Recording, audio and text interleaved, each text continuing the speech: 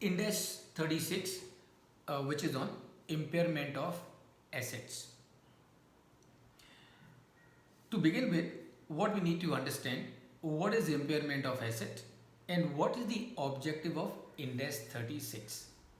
Now friends, based on my experience of passing so many exams and also passing the evaluation exam, what I can suggest to all of you, whenever you are trying to prepare on any topic, my suggestion will be that always understand first what is the objective, what is the logic, what is the rationale of that particular topic. वो जो topic आप जिसको समझने की कोशिश कर रहे हैं, उसका मकसद क्या है, उसका ऑब्जेक्टिव क्या है, उसका पर्पस क्या है, उसका लॉजिक क्या है, उसकी रैशनल क्या है. Now once you understand these things, then understanding of that topic starts becoming very easy. And why is that so? That is because you have now the background. You now have the background. So for example, why the indices in the first place? So all these 39 indices, before we discuss about index 36, सबसे पहले चर्चा करें कि ये 39 indices क्यों और indices क्यों. तो जैसा मैंने पहले बताया, what is the logic and the rationale of indices, कि भाई फाइनेंशियल स्टेटमेंट्स क्यों बनाते हैं. फाइनेंशियल स्टेटमेंट्स इसलिए बनाते हैं so that the user of the financial statements, based on the information given in those financial statements, should be able to make a economic decision which is well informed. When this decision can be well informed, this decision can be well informed only when the financial statements that he is using contain the information which is true, correct, fair. So how to ensure that the financial statements of all the companies across the globe give a true, correct and fair position, and that can happen by standardizing the accounting. That can happen by standardize the accounting. So what do? You look at the various aspects of financial accounting. So what are the various aspects? There are 39 different aspects of financial accounting. And now what do? You standardize all those 39 aspects of financial accounting. And today that standardization, remember, is not happening nationally. Today that standardization is happening globally. So globally what we have? Globally we have something which is known as IFRS, International Financial Reporting Standards. More than 145 countries across the globe either have adopted the IFRS as it is, or have either they have adapted, either they have adopted as it is, or some of them have adapted the IFRS. Like we in India, we as a country, India as a country, have not adopted the IFRS, we have adapted. So the 39 standards IFRS which are there today, we also have the 39 standards only. The only difference is we have not taken them as it is. In many of the standards that we have in this country, we have done some adaptation. Either we have some carve outs or carve-ins. तो या तो हमने उन्होंने जो किया है उसको थोड़ा बदल के लिया है, और some kind of change that we have done. And why we have done it? So as to suit the local requirements. अब इस बैकग्राउंड में इम्पेयरमेंट एसेट्स का जो स्टैंडर्ड है विद 36, उसकी क्या रिलेवेंस है. अब उसकी रिलेवेंस ये है कि your balance sheet will give you the assets and the liabilities. Now sometimes it can happen that value of an asset and all the assets that you have in the balance sheet, they are reflecting at a carrying amount. So jo the amount at which the balance sheet, the asset is shown in the balance sheet, is referred as the carrying amount.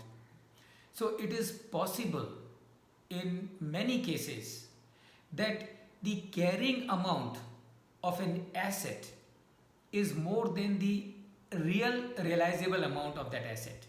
So for example, an asset which is shown in the balance sheet, it is shown at 100 crore rupees. But अगर आप आज उस assets को cell करने के लिए जाओ तो आपको खाली 80 करोड़ मिलेंगे, या उस एसेट्स को यूज करके जो आप कमाओगे वो आपको 70 करोड़ मिलेंगे. मतलब क्या है? Please pay attention. The asset is shown in the balance sheet at 100 crore अगर आप वो एसेट को बेचने जाएंगे, today if you decide to sell the asset you will get 80 crore, and if you use this asset for its remaining life, the present value of the cash that you will generate from the use of this asset is going to be 70 crore. So my question is showing this asset in the balance sheet at 100 crore, is it a right thing to do or wrong thing to do? Or if you show this asset in the balance sheet at 100 crore, is your balance sheet reflecting the correct situation, correct position or incorrect position? And the answer is your balance sheet is reflecting incorrect position. And why it is incorrect position? Because वो जो balance sheet में हम दिखा रहे हैं asset को, we are showing at 100 crore, जबकि maximum that you can get out of this asset either by way of use or by way of sale is only 80 crore. And therefore the real value of this asset is 80 crore. That means 100 crore minus 20 crore minus 80 crore is 20 crore. And this 20 crore, friends, is known as impairment loss. This 20 crore is referred as impairment loss. Index 36 is all about such impairment loss. Is all about such impairment loss. So what is the objective of Index 36? Objective of Index 36 is to ensure that the assets in the balance sheet of a company are shown after taking into account any impairment loss which may have taken place with regard to those assets. That is the objective of Index 36. Now let us look at some of these questions, friends. So what is the objective of Index 36? I am sure it's clear to every one of you. What is impairment? I am sure it is clear to every one of you as to what is impairment. So will somebody like to tell me as to what you understand by impairment? Anyone? What have you understood by impairment? Anyone?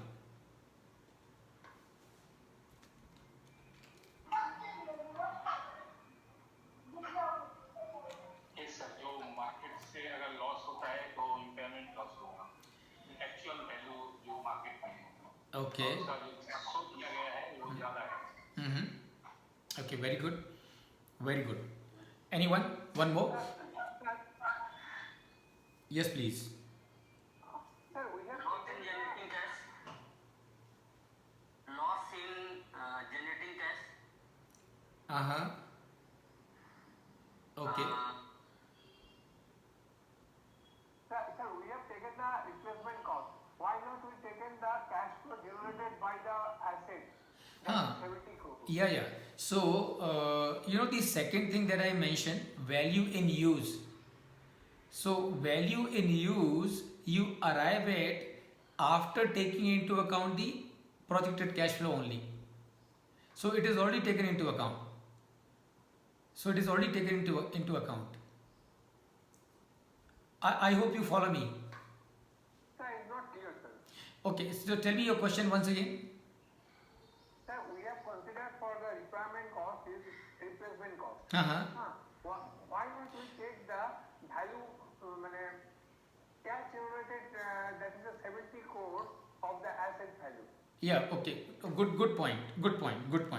Now, very good point. See, remember, when you are trying to find out the impairment loss, what you are trying to find out is what is the maximum value that you will get from this asset. You are showing it at 100 crore, you will not get 100 crore, that is for sure. What you can get, either if you decide to sell it off, you can get 80 crore. If you continue to use it, then the present value of the future cash flows that you will get is 70 crore.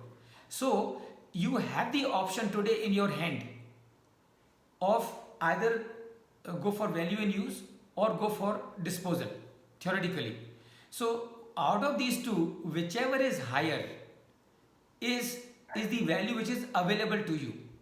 So that is why Of the value is in our hand.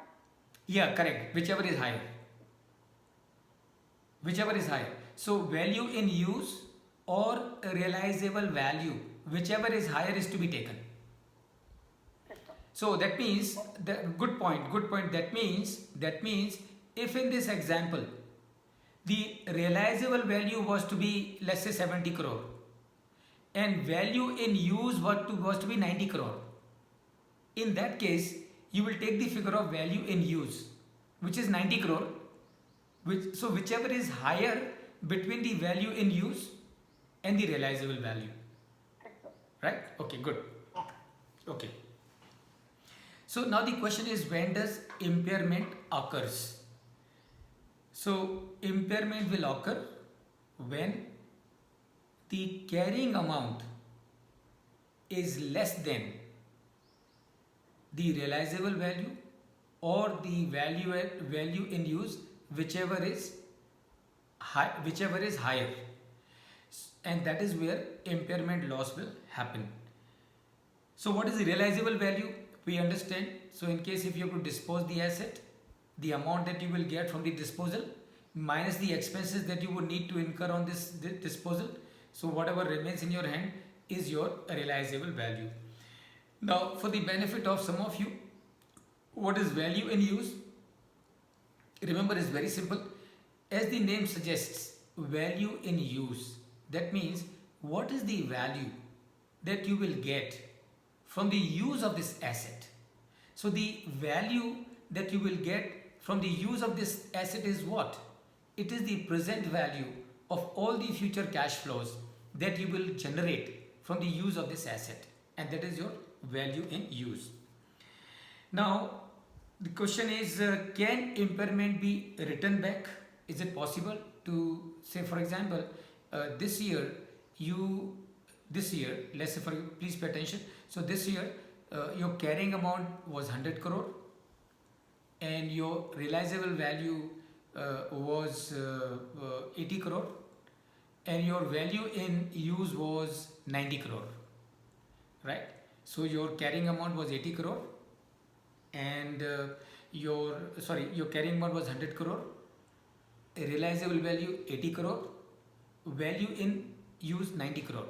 So do you have an impairment? Of course you have an impairment. How much is the impairment? 100 crore minus higher of a realizable value and value in use. A realizable value is 80 crore, value in use is 90 crore, so higher is 90. Now, so 100 crore minus 90, in this year you will take impairment loss of 10 crore in your books. Next year, let's say for example, next year it reverses. That means next year your value in use as well as realizable value are higher than the carrying amount. Can you reverse the impairment of last year? And the answer is yes. The only thing is, you can reverse the impairment only to the extent of what you have written off earlier. So if the value has increased by an amount which is higher than the impairment loss that you have booked earlier, the maximum that you can write back is only the loss that you have, impairment loss that you have accounted for earlier. So friends, this is now the point is when an asset is supposed to have been impaired. अब हमें ये समझना होगा कि किन परिस्थितियों में, किन situations में हम बोल सकते हैं कि there is an impairment. So number one, when the recoverable amount of the asset is less than the amount at which the asset is carried out in the balance sheets, so in that case there is an impairment. Let's look at what are the indicators of asset impairment. अब सवाल है कि ये कैसे मालूम पड़ेगा कि impairment है, right? So number one, decline in the market value of similar assets. So if there is a decline in the market value of a similar asset, that means it's an indicator. That means you as a company will have to do the impairment testing. Number two, suboptimal demand for the goods produced. So using that machine, that asset, there is a decline in the demand of the goods that were produced. It's an indicator of impairment. Changes in the technology, market, economic or legal environment adversely affecting the entity is an indicator of impairment. Evidence of obsolescence or physical damage. So the asset has got physically damaged. Obviously, is an indicator of impairment. Plans to discontinue, restructure the operation. तो एक machine है और आपने decide किया है कि ये machine को आगे यूज़ करना नहीं है, ये मशीन को सेल करना है. So it's an indicator of impairment. Evidence from internal reporting. So it is also possible that internal discussion between the plant head and COO and things like that indicate that a machine needs to be replaced, going forward soon. So this is also an indicator that there may be impairment. And last but not the least, and that is in case of the financial asset. That is in case of financial asset. Increased rate of interest on return on investment. So let's say for example you have purchased a bond and that bond is giving you a coupon of 6%. Coupon on a similar bond in the market is now available at 7%. So obviously the bond that you are holding, there is an impairment. And why there is an impairment? Because the asset that you are holding, a similar asset is going to give you higher return of 7% against the 6% return that you are getting on the asset that you are holding. Again, it's an indicator of impairment of assets. So these are the friends indicators of impairment. That means they should prompt the business to carry out the impairment test.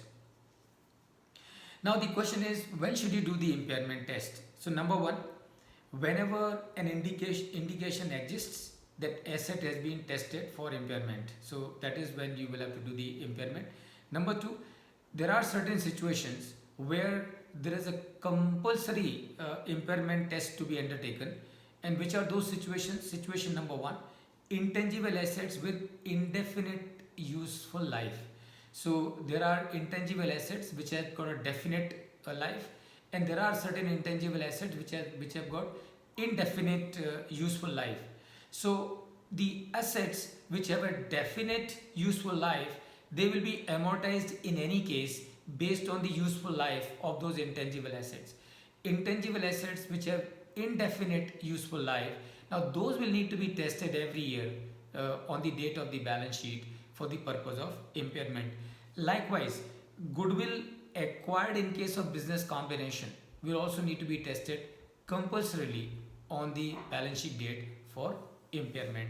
So these are the times when you will have to do the impairment testing as per the Ind AS 36. And remember, what is the meaning of impairment testing? The meaning of impairment testing is very simple, is to find out as to whether the carrying amount of these assets in the balance sheet is more than the realizable value or the value in use, whichever is higher. So long as the carrying amount is less than value in use or the realizable value, whichever is higher, अगर carrying amount उससे कम है, there is no impairment loss. The moment the carrying amount is more than higher of the value in use or the realizable value, there is an impairment or impairment loss, and that is what you will find out through the process of impairment test. Now, how to do the impairment testing as per Ind AS 36? So you need to ask questions yourself. How do you do the impairment testing? So number one, first question that you ask to yourself, is there any indication of impairment at each reporting date? That is the question number one. तो जो situations हमने discuss करे कि अगर ये सब है, उसकी product की demand कम हो गई है, asset को physical damage हुआ है, या फिर interest rate market में ज़्यादा हो गए on the similar kind of instrument. So if those kind of situations exist, that means there is a trigger for impairment test. So ask first question, is there any indication of impairment at each reporting date? Answer is no. There is no indicator, so there is no impairment. Answer is yes, there is an indicator. Now you need to ask another question. Can asset be assessed individually? So remember, an asset can be generating cash as an individual asset, or lot of assets put together will generate cash. So when lot of assets putting together generate cash, that is known as CGU, cash generating unit. So when your answer is yes, there is a trigger, you need to ask second question. Can asset be assessed individually? So if the answer is yes, the asset can be assessed individually, then what you need to do, estimate a recoverable amount. And please remember, what is recoverable amount? A recoverable amount is higher of realizable value and the value in use. That is the recoverable amount. So estimate what is the recoverable amount. Is the recoverable amount less than the carrying amount? Is the recoverable amount is less than the carrying amount? That means what? That means there is a impairment. Recognized impairment and disclose it in the financial statements. If the recoverable amount is more than the carrying amount, there is no impairment, nothing is to be done. Question number 2. The asset cannot be assessed individually. It is to be assessed together with other assets, and that is referred as CGU, cash generating unit. So again ask yourself the same question.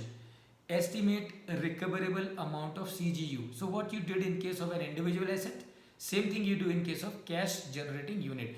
Cash generating unit simply means that it is not one asset which is going to generate cash. It is group of assets put together that will be generating cash. So estimate recoverable amount of CGU. Now, is the recoverable amount less than carrying amount?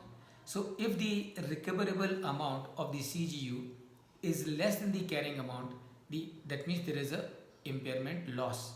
That means there is an impairment loss. So recognize the loss in your books and disclose in your books.